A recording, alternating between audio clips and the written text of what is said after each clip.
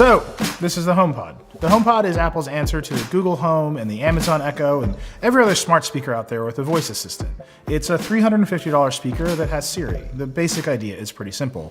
It's covered in a weird, spongy fabric. There's a touch display on top, and it's surprisingly heavy. But the HomePod is pretty limited. Siri just can't do as much as other assistants, and the only music service you can control with your voice is Apple Music. If you're a Spotify person, the HomePod is probably not for you. And I think Apple knows it's pretty limited because all of the company's focus is on sound quality. The truth is, most other smart speakers sound crappy, and the HomePod sounds incredible. So, I'm a huge speaker nerd. My house is full of speakers.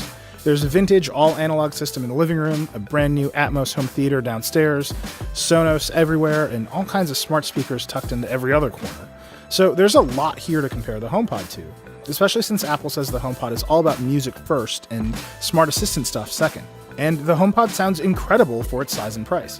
We've been comparing it to the new Amazon Echo, a bunch of Sonos speakers, including the new Sonos One and the Play 5, the Google Home and the Google Home Max, and even Bluetooth speakers like the UE Megaboom. And it's just obviously better than all of them. The more you push, they pull it. It's made your journey holy. The more you push, they pull it. It's made your journey holy. The more you push, they pull it. It's made your journey holy. The more you push, they pull it. It's made your journey holy.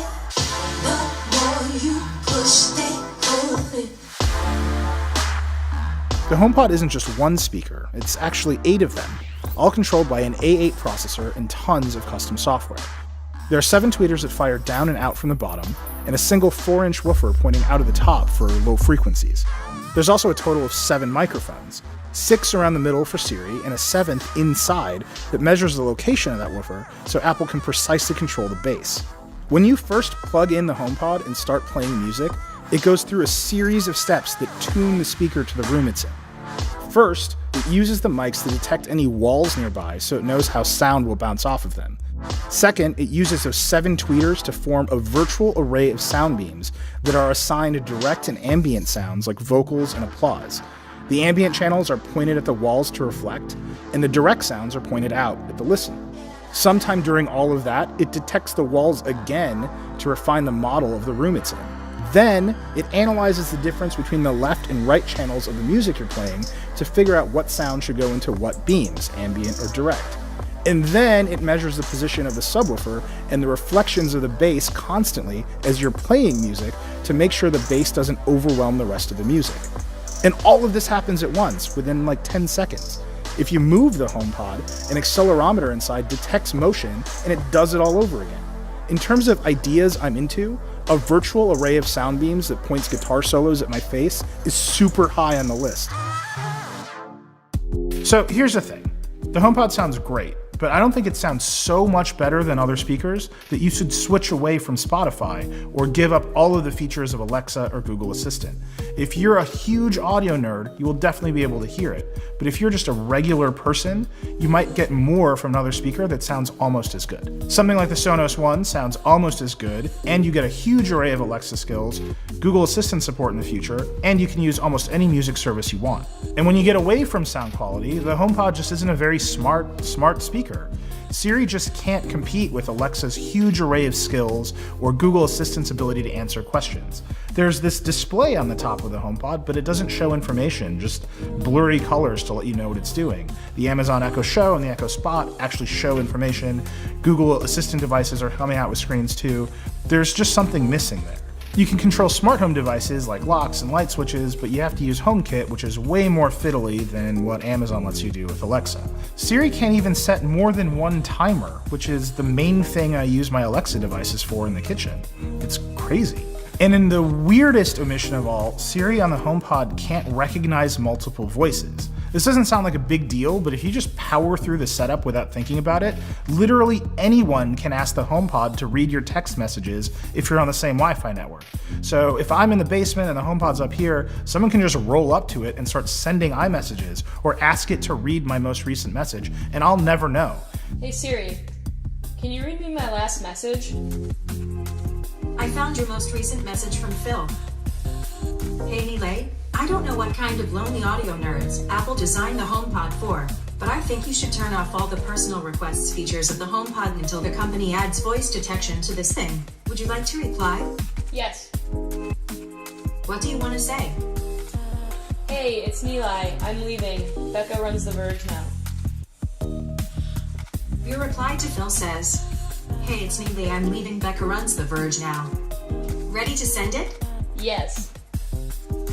I'll send your message. That's a huge, glaring weakness in the HomePod. If you have roommates, you have kids, you live with any other people at all, you should turn off personal requests on the HomePod settings until Apple adds detection for multiple voices. And I still just don't know why it's not there.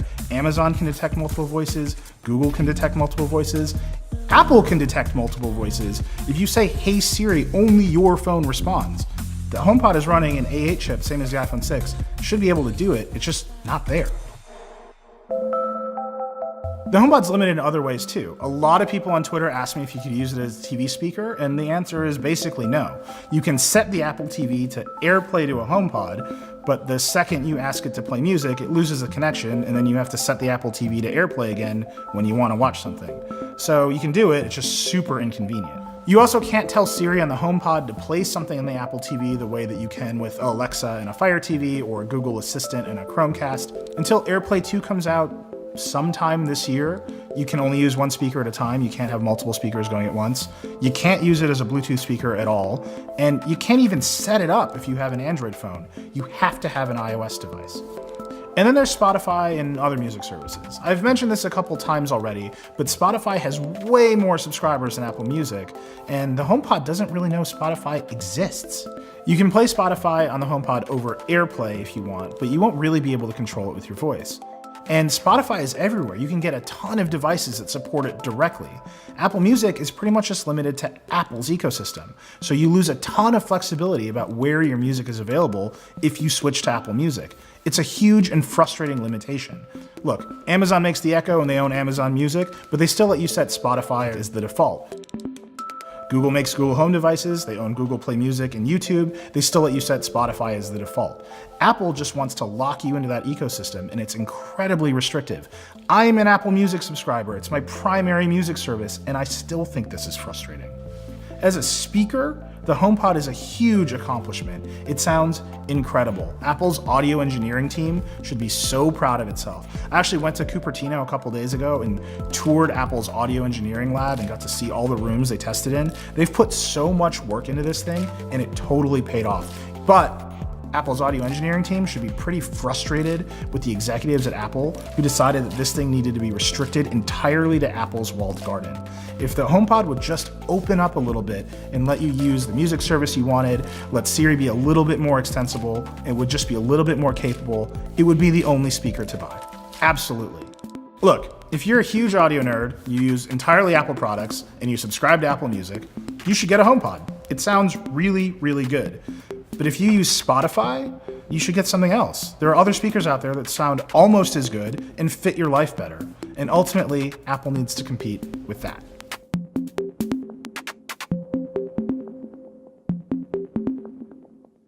Man, I really put a lot of words in this VO.